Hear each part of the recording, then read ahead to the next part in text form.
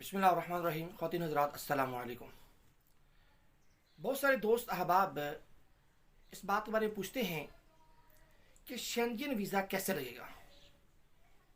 सबसे पहले ये बात से नशीन रखें कि शेंजन जो वीज़ा है ये यूरोपीय यूनियन के वो ममालिक हैं जिनका आपस में इस बात पर एग्रीमेंट हुआ है कि उनकी सरहदें एक दूसरे मुल्क के लिए बिल्कुल ओपन हैं, खुली हुई हैं। लिहाजा ये 26 मुल्क हैं, 26 कंट्री हैं, उनका आपस में एग्रीमेंट है। अब सूरत ये है, अगर कोई शख्स ये चाहता है कि मैंने शेंजन वीज़ा लगवाना है, उसे क्या करना चाहिए, कौन कौन से डॉक्यूमेंट्स हैं। एक बात ज़हन में रखें, यूरोपीय यूनियन में बहुत सारे ममालिक हैं। कुछ ममालिक ऐसे भी हैं जो इंतहाई गरीब हैं। कुछ जर्मनी, फ्रांस, स्पेन जैसे ममालिक तकड़े भी हैं, मजबूत हैं, मईशत मुस्तहकम है उनकी। लिहाजा अगर आप किसी ऐसे मुल्क का इंतखाब करें जो कमज़ोर हो, जहाँ पे लोगों की आमदोरफ्त इंतहाई कम हो, वहाँ पर आपका वीज़ा लगने के चांसेस ज़्यादा हैं। और जिस वक्त आप उस मुल्क में जाएं, वहाँ पे आप उस मुल्क का स्टे लें। सबसे पहले उस मुल्क में उतरें। उसके बाद अगर यूरोपीय यूनियन के किसी भी मुल्क में आपने जाना है तो आप जा सकते हैं। और एक बात से नशीन रखें कि जिस मुल्क का आपने वीज़ा लिया है, आप कोशिश करें कि आप उसी मुल्क की टिकट लें और उसी के एयरपोर्ट पर जाकर उतरें। इससे आपको परेशानी नहीं होगी। लेकिन अगर आपने वीज़ा तो लिया इटली का और आप जर्मनी में जाकर उतर रहे हैं, स्पेन में उतर रहे हैं, उसमें थोड़ी सी मुश्किलात आपसे आ सकती हैं। वहाँ पर इमिग्रेशन के जो सवाल जवाब है वो आपसे पूछे जा सकते हैं। इसलिए ऐसी किसी परेशानी से बचने के लिए ज़रूरी ये है कि आप जिस मुल्क का आपने वीज़ा ले लिया है, आप उसी मुल्क में जाएं और वहाँ से फिर आप किसी मुल्क में जा सकते हैं। अच्छा, सबसे पहले आपको वीज़े के लिए क्या क्या चीज़ें चाहिए। एक वीज़ा फॉर्म होगा, वो आपने फिल करना है। उसमें 2 तस्वीर लगानी है आपने, 2 तस्वीर।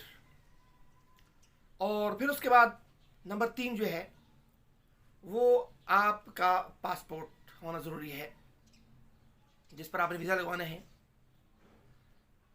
नंबर 4 ये है कि बैंक स्टेटमेंट, कम से कम 6 मंथ की बैंक स्टेटमेंट आपके पास हो। अगर आपके पास बैंक स्टेटमेंट नहीं है तो आप सबसे पहले वो बनवाएं। फिर उसके बाद आपके पास कोई जायदाद है, आप उसको इंक्लूड कर सकते हैं उसके अंदर।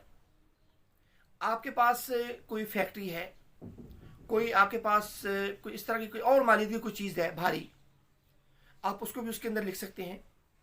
तो ये बैंक स्टेटमेंट जो है ना, आपने वो बनानी है कम से कम 6 माह की। और फिर उसके बाद आपने ये करना है कि फ़्लाइट का टिकट नहीं लेना, टिकट बिल्कुल नहीं लेना। आपने सिर्फ रिजर्वेशन जो है ना, सिर्फ रिजर्वेशन वो करानी है, टिकट ख़रीदना नहीं है।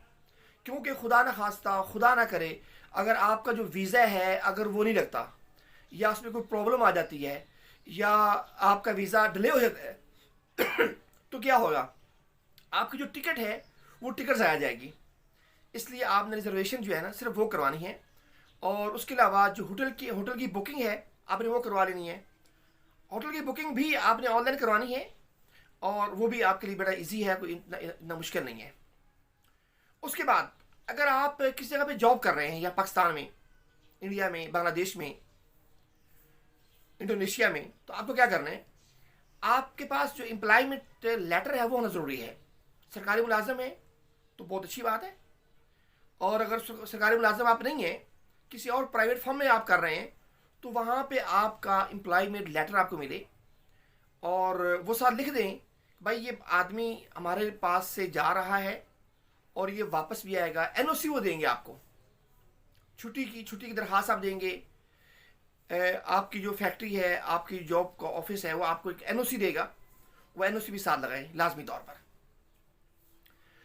नंबर 3 ये है कि आपकी जो लास्ट 3 सैलरीज हैं 3 महीने की, उनकी जो स्लिप है आपने वो साथ लगाएं, सैलरी स्लिप वो लगाना ज़रूरी है।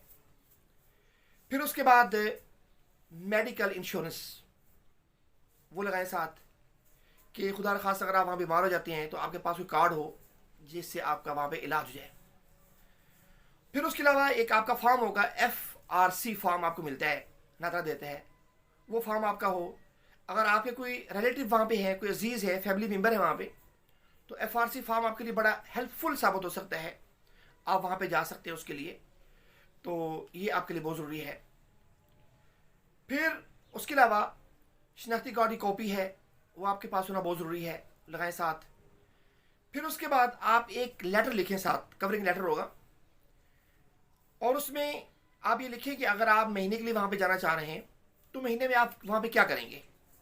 एक एक दिन की हिस्ट्री लिखें वहाँ पे, दिन ब दिन, कि एक दिन आप फलां जगह पे जाएंगे, आपकी कोई मीटिंग है वहाँ पे, ठीक है, कोई सेमिनार है इसमें आपने जाना है, तो ये सारी हिस्ट्री जो है ना आप लिखें।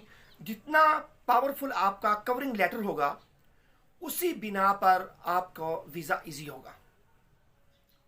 और फिर उसके अलावा प्रॉपर्टी के जो कागजात हैं वो मैंने पहले अर्ज़ किया, वो भी साथ लगाएं, और अपनी दरख्वास्त को एक महफूज और मजबूत दरख्वास्त बनाएं। उसके अलावा NTNS आपका NTN का होना बहुत ज़रूरी है, NTN आप लें। फिर टैक्स रिटर्न जो है आप साथ वो लगाएं। फिर चैम्बर ऑफ कॉमर्स उसका सर्टिफिकेट आपके पास हो, और ये वो चीज़ें हैं जो आपके वीज़े को मजबूत करेंगी। अगर आपको वीज़ा 10 दिन में मिलना है तो इन चीज़ों से, कवरिंग लेटर से, चैम्बर ऑफ कॉमर्स से, इनका वीज़ा आपको 7 दिन में मिल जाएगा, 5 दिन में मिल जाएगा, ये बड़ी इजी चीज़ होगी। तो ये चीज़ें अगर आप करेंगे तो फिर आपका वीज़ा आपके लिए आसान होगा, मामला सारे आसान होंगे। लेकिन कोशिश ये करनी है कि सबसे जो हल्का मुल्क है वहाँ का, आप वहाँ पे जाएं, उसका वीज़ा लें, फिर उसके बाद आप यूरोप के किसी भी मुल्क में जाएं, आपके लिए बड़ा इजी होगा। तो ये है शेंजन वीज़ा, उसके लिए ये डॉक्यूमेंट्स हैं, आप ये डॉक्यूमेंट्स बना लें, फिर उसके बाद ख़ुद अप्लाई करें और उसकी ख़बर करें कि भाई क्या बना, ठीक है। तो इंशाल्लाह कोई मुश्किल नहीं है, बड़ा इजी है। और ये इस तरह, जिस तरह आप एजेंटों को पैसे देते हैं या फिर आप ज़रीर ख्वार होते हैं, लाखों रुपए लगाते हैं, तो लाखों रुपए लगाने की ज़रूरत नहीं है। स्टेट में मजबूत करें, अपने कॉन्फिडेंस पैदा करें और ये चीज़ें बनाएं। आप शेंजन वीज़ा के लिए अप्लाई करें तो इंशाल्लाह वीज़ा आपका इजी होगा और आप वहाँ पे बड़े आसान तरीके के साथ जा सकते हैं। ये आपके लिए बहुत हेल्पफुल होगा। और बहुत ख्याल रखिएगा। अस्सलामु अलैकुम वरहमतुल्लाह वबरकातुहू।